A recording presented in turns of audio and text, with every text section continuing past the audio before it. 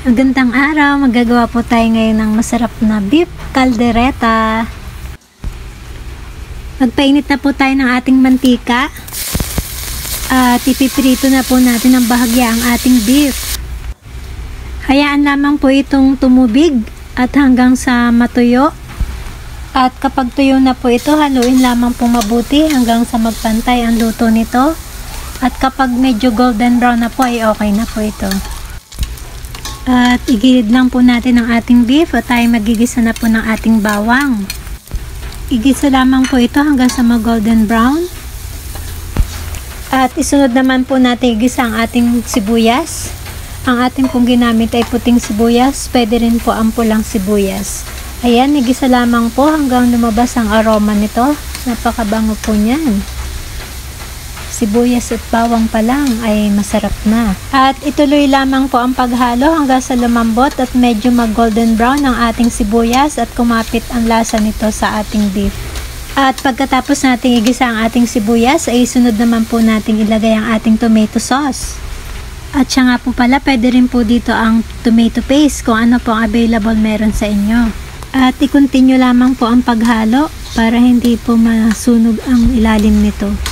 At pagkatapos po nating haluin, maglalagay na po tayo ng paprika. Ayan. At after po nating haluin, ay sunod naman po nating ilagay ang ating tubig. Maaari po kayong mag-adjust kung gaano po karami ang tubig na ating lalagay hanggang sa lumambot po ang ating beef. At timplahan na po natin ang ating asin at ang ating pamenta. At sunod po natin ilagay ang ating brown sugar, pwede rin po ang white sugar. At ang ating beef cubes. At ang ating soy sauce. At pagkatapos ito ay ating pakukuluan ng 1 hour and 45 minutes. At kapag malambot na ang ating beef, ay ilagay na natin ang ating liver spread at ang ating cheese. Ayan. At ayan, ito po ang makakapagpalapot at makakapagpasarap sa ating luto ngayon. At i-continue lamang po ang paghalo hanggang sa lumapot po ito. At kapag malapot na po ito, ilagay na po ang ating gulay, ang ating carrots.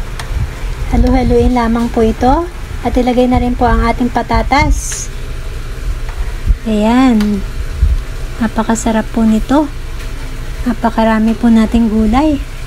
Ilagay na rin po natin ang ating mga red and green bell pepper. Ayan.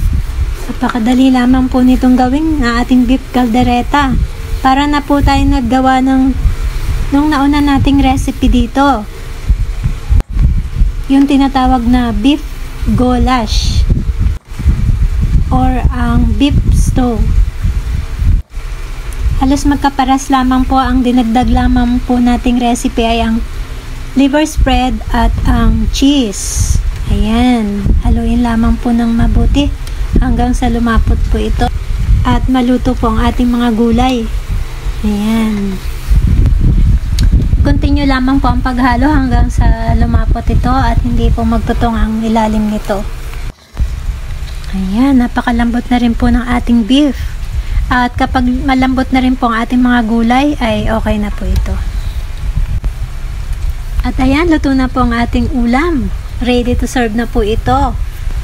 Tamang-tama po sa ating klema ngayon. Ang napakainit na ating sauce. Napakadinamnam at napakasarap ng ating calderetang beef. Tara na po at ating tikman. Thank you po sa panonood. Hanggang sa muli. Love you all.